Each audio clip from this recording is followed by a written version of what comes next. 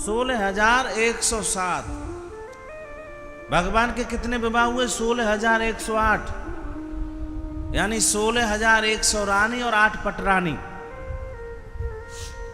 भगवान का पहला विवाह हुआ रुक्मणी जी के साथ में, और भगवान का दूसरा विवाह हुआ भालू की बेटी के साथ में। राजा परीक्षित कहते हैं, भगवान भालू की बेटी? बोले हाँ। बोले भालू की बेटी भगवान की पत्नी बनी, जामवंत जी की पुत्री जामवती। बोले अच्छा भगवान मुझे बताओ कैसे? देखो द्वारकापुरी में एक सत्राजित नाम के राजा आए हुए थे। तो एक दिन भगवान की सभा में वो आए। मेरे भगवान ने पूछा तुम्हारे घर में कितने व्यक्ति हैं? उन्होंने कहा देखो एक मैं हूं, एक मेरा भाई है प्रसेन छोटा, एक मेरी पत्नी है और एक मेरी कन्या है। भगवान ने कहा तो 3.5 व्यक्ति हुए तुम। अरे हमने सुना है आपके पास में स्मंतक मणि है और वो रोजाना 8 भार सोना प्रदान कराती है। 8 भार सोने का मतलब है 2 कुंटल सोना। नित्य प्रतिदिन 2 कुंटल सोना प्राप्त होता है स्मंतक मणि से।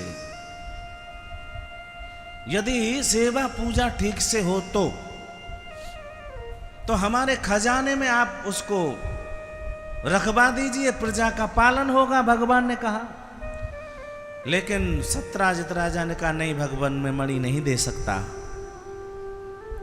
मने करके सत्राजित चले गए। दूसरे ही दिन सत्राजित का जो छोटा भाई है प्रसेन, उस मणि को धारण करके आज जंगल में गया, वन में गया। और जब वन में गया तो वन में शेर मिला, शेर ने उसका भक्षण कर लिया, मणि को छुड़ा लिया। जब शेर आगे गया तो जामवंत जी मिले भालू, उस शेर को मार दिया, मणि को छुड़ा लिया। और जामवंत जी एक गुफा में जाकर के बैठ गए। बोलो राधे राधे। गुफा में जाकर, और जैसे गुफा में जाकर के बैठे और आज सत्राजित को यह समाचार मिला कि मेरे भाई प्रसेन की मृत्यु हो गई है, तो सीधा शक भगवान पर गया उसका। क्यों गया? इसलिए गया क्योंकि सत्राजित ने मन में सोचा, बोले हाँ भगवान कल कह रहे थे मणि लाने के लिए, बोले हमारे खजाने में इसको रखवा दो, प्रजा का पालन होगा। सत्राजित ने आरोप लगा दिया, भगवान पर कलंक लगा दिया। बोले कल वो ही कह रहे थे मणि की द्वारकाधीश ने मेरे भाई को मारा है और मणि को छुड़ा लिया। सज्जनों ये समाचार मेरे भगवान को पता चला कि वृथा में सत्राजित ने मुझे कलंक लगाया। गर्गाचार्य जी को बुलाया, बोले भगवान जरा पत्रा देखो। बोले चौथ का चंद्रमा देखने से वृथा के कलंक लगते रहते हैं। कहीं हमने चौथ का चंद्रमा तो नहीं देख लिया? रात्रि भर मेरे भगवान को नींद नहीं आई। देखो यदि किसी ने कोई काम नहीं किया हो और उस पर कलंक लग जाए तो उसे रात्रि भर नींद नहीं आएगी, तो भगवान को रात्रि भर नींद नहीं आई। प्रातः काल होते ही मेरे गोविंद मणि की खोज में निकले और उसी वन में पहुंच गए जहां मनुष्य के चिन्ह बने थे। आगे चले तो सिंह मरा पड़ा था, और जैसे ही आगे चले तो सज्जनों भालू के चिन्ह बने थे। तो सामने गुफा देखी, भगवान गुफा में प्रवेश कर गए। और जैसे ही गुफा में प्रवेश किया तो जामवंत जी ने जोर से झपट्टा मारा और भगवान द्वारकाधीश और जामवंत जी का युद्ध हुआ। लेकिन आज मेरे भगवान ने जामवंत जी की नस नस ढीली कर दी। जामवंत जी कहते हैं मैं समझ गया प्रभु आप मेरे राम हो। अरे जामवंत जी ने ऐसा क्यों कहा मेरे राम हो? श्रोतागणों, जब मेरे प्रभु श्री राम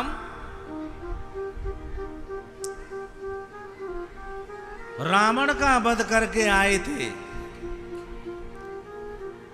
रावण का जब वध करके आए थे तो सबको कुछ ना कुछ दे रहे हैं भगवान, कुछ ना कुछ सबको दे रहे हैं। लेकिन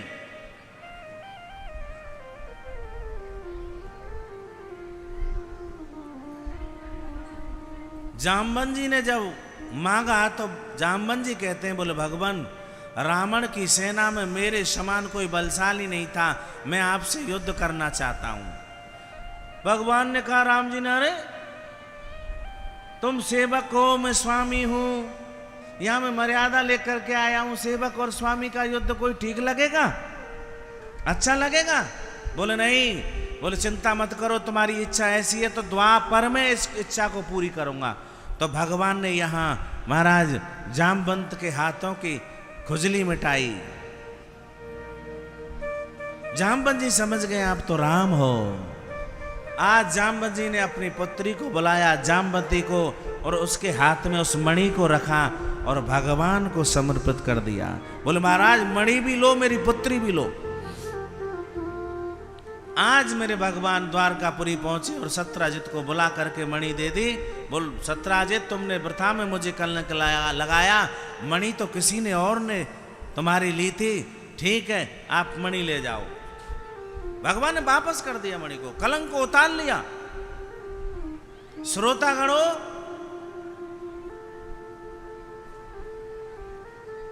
आज रात्रि में सत्राजित को नींद नहीं आई, मैंने भगवान को वृथा में कलंक लगाया, और कलंक लगाना सही नहीं है।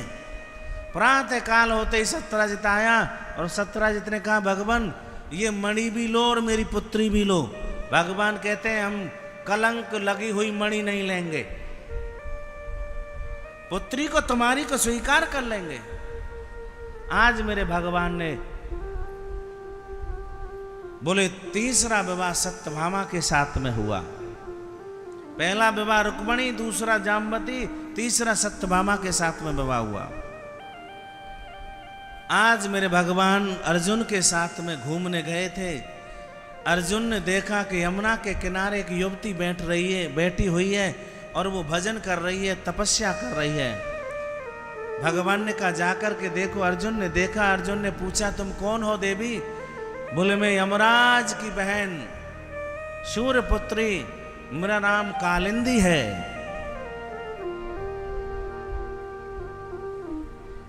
बोले यहां क्यों बैठी हो? मैं भगवान को चाहती हूं। बोले चलो, भगवान तो रथ में बैठे हुए द्वारकाधीश। अर्जुन के साथ में वह कालिंदी आई और भगवान कालिंदी का हाथ भगवान के हाथ में अर्जुन ने दे दिया और मंत्र पढ़ दिए, बोलो राधे राधे। चौथा विवाह भगवान का कालिंदी के साथ में हुआ। बिंद और अरविंद नाम के दो भाई हुए जिनकी बहन का नाम था मित्रवृंदा। पांचवा विवाह मित्रवृंदा के साथ में हुआ।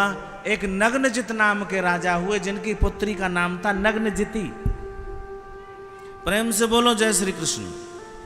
उनके यहाँ 7 बैल थे और राजा की ये शर्त थी, जो 7 बैलों की नाक में नकेल एक साथ डाल देगा, अपनी पुत्री का विवाह उसके साथ में करूंगा। मेरे गोविंद के सिवा ये कौन कर सकता है?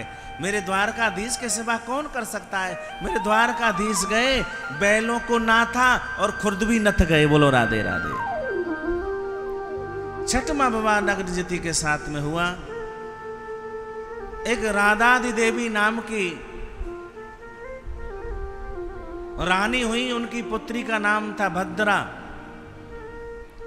छठवां विवाह भगवान का भद्रा के बोले 7वां विवाह भद्रा के साथ में हुआ और 8वां विवाह भगवान का लक्ष्मणा के साथ में हुआ। यह है अष्टपट रानी। सज्जनों, भूमि से उत्पन्न एक भौमासुर नाम का राजा, उसने अपने राजा होने का गलत फायदा उठाया। शास्त्रों में लिखा है कि बिन सत्संग विवेक ना होई, राम कृपा बिन सुलभ न सोई। क्योंकि बिना सत्संग के विवेक नहीं आता।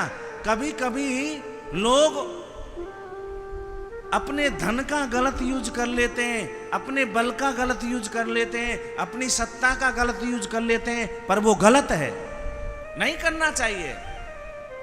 प्रभुता पाए ताय मद नाही, मद नहीं आना चाहिए, अवमान नहीं आना चाहिए, अहंकार नहीं आना चाहिए। भागवत कथा हमको यही सिखाती है। बोलो जय श्री कृष्ण, राधे राधे। आज वो भौमासुर जो राजा था, उसने अपनी सत्ता का गलत फायदा उठाया। उसने मन में संकल्प लिया, जब तक 20,000 युवती नहीं हो जाती तब तक विवाह नहीं करूंगा। युवतियों का हरण करके लाता, अपने कारागृह में बंद कर देता। 16,100 युवतियों को कारागृह में बंद कर लिया उसने। भगवान को पता चला कि उस भौमासुर नाम के दैत्य प्रवृत्ति के राजा ने 16,100 युवतियों को अपने कारागृह में बंद कर लिया है। भगवान सत्यभामा को लेकर के गए और वहां उस भौमासुर नाम के राजा का उद्धार किया, वध कर दिया आज। और कारागृह में से 16,100 युवतियों को निकाला और उन युवतियों से कहा, भगवान कहते हैं, बोले युवतियों, मैंने तुमको कारागृह में से निकाल दिया है, अब जो तुम करना चाहें सो कर सकती हैं, लेकिन मैं आपसे कुछ कहना चाहता हूं। भाई या तो तुम गलत मार्ग पकड़ लोगी और गलत मार्ग पर जाने से यह जीव नष्ट हो जाता है। यदि आपका मन हो, द्वारकाधीश कहते हैं, तो मैं आपका एक साथ वर्ण कर सकता हूं। वो 16,100 युवतियां कहती हैं, भगवान ये तो हमारा सौभाग्य है। आज मेरे द्वारकाधीश ने उन युवतियों का 16,100 युवतियों का एक साथ में वर्ण किया। भगवान के 16,108 विवाह हुए, 16,100 रानी और अष्टपट रानी। लेकिन ये कोई बड़ी बात नहीं है। 16,108 विवाह, अरे पूरा संसार ही भगवान की पत्नी है, पूरा संसार। क्यों? जीव के अंदर क्या है? आत्मा, और आत्मा का पति होता है परमात्मा। हम सबके तुम्हारे पति तो परमात्मा हैं।